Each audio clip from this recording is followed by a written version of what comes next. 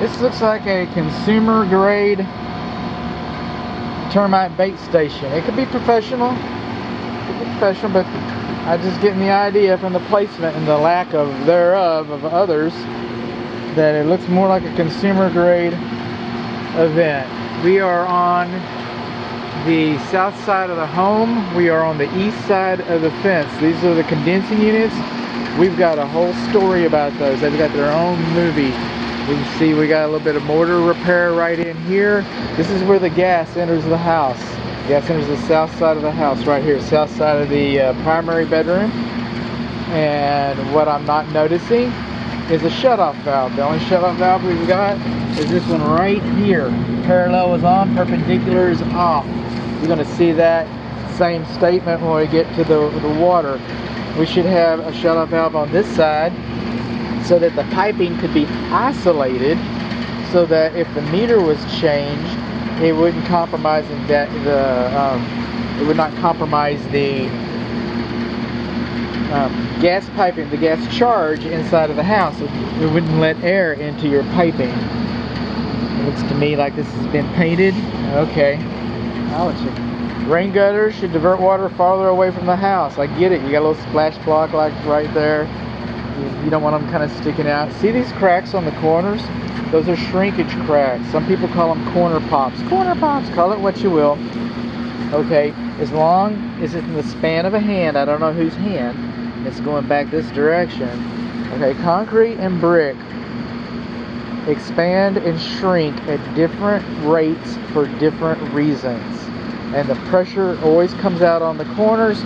So this is a pretty common phenomenon. This doesn't have anything to do about your foundation or foundation performance. It might be a brick issue because it's going to hold up your bricks.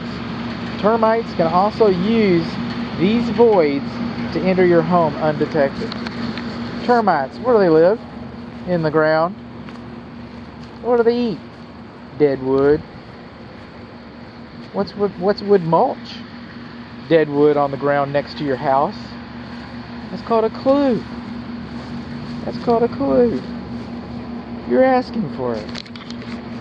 About 3 times a year, it used to be more, seemed like, I could just come over here and just kind of like scrape up the ground like that. I can't scrape up your whole yard.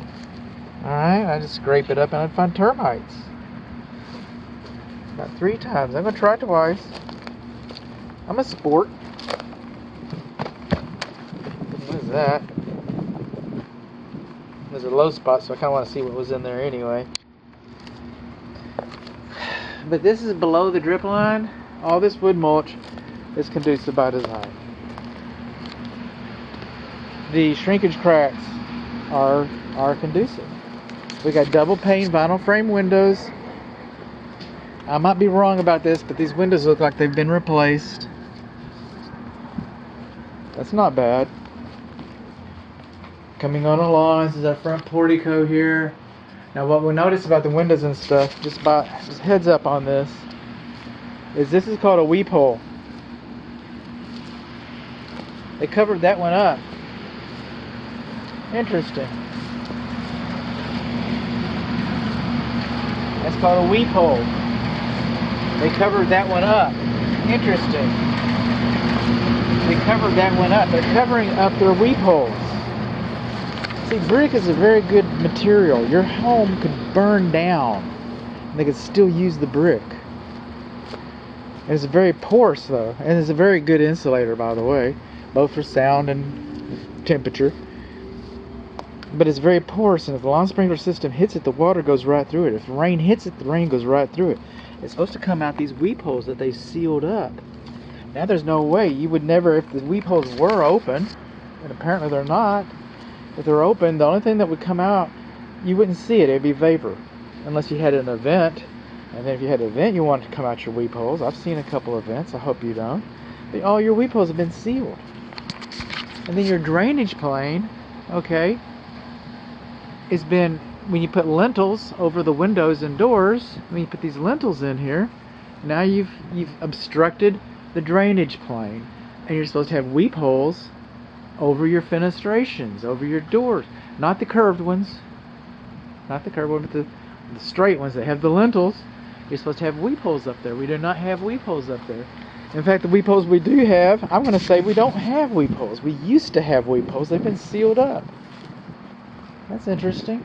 You can see all around here. Okay, there's been repairs, mortar repairs coming along. Double pane vinyl frame. Again, no weep holes. No weep holes.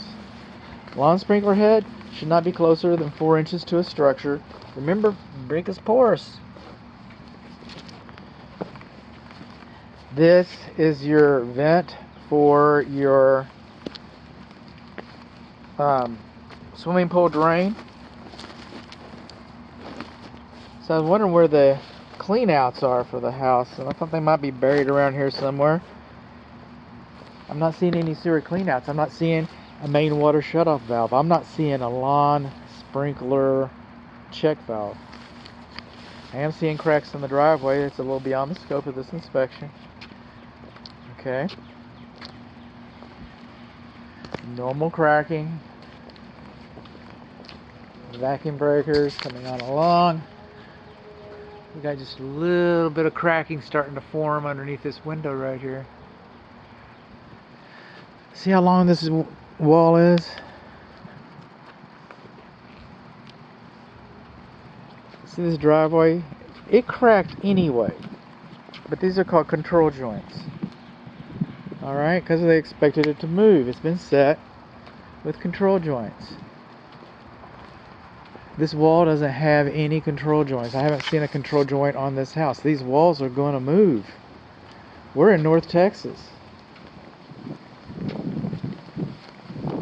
This is the north side. Let's see your moss growing on here. You do not have enough pitch on these window ledges to drain water properly. Coming along here, you see these holes. You're gonna see some more. Those are drill holes. Those are for termite treatment.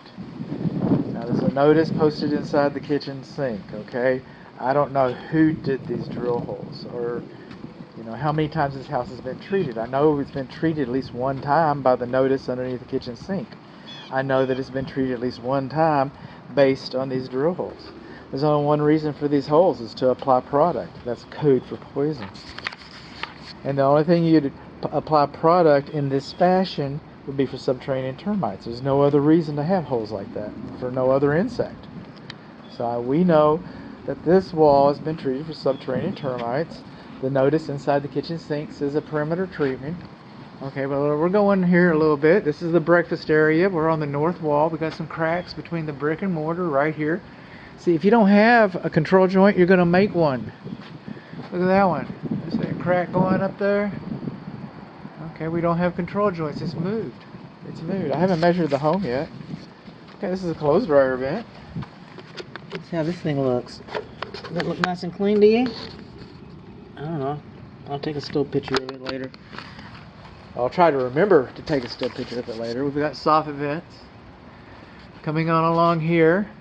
Our vertical trim board is loose and is rotting at the base, and all of our wall siding is rotting where it's touching the roof. Okay, there's supposed to be a 2-inch gap there. I'm going to provide the instructions. It's supposed to be a 2-inch gap there. Right there we got a little bit of loose apron flashing, and so that water doesn't wick up and cause premature damage, premature rotting to your house like it has been. Rain gutter, again, is too close to the house. We got a whole separate video for him or her. Doesn't have to be a him. Moving on along. Drill holes, like I said, coming on along. Got a little more separation here on our vertical trim board. We've got the wood rot where it's touching, the second verse. Satellite dishes should not be installed directly to your roof covering like that. That's like a sail up there. I've never seen them installed. They sell jigs for that. I'm going to give you an example. The only place I've ever seen it is in paper. But you can see how this vertical trim board right here is coming up pretty good. See how it's separating right in there? We got some, speaking of pretty good, we got some pretty good wood rot underneath these windows right here. Pretty good wood rot. And we're taping up. We've got kind of got a bootleg operation going to power.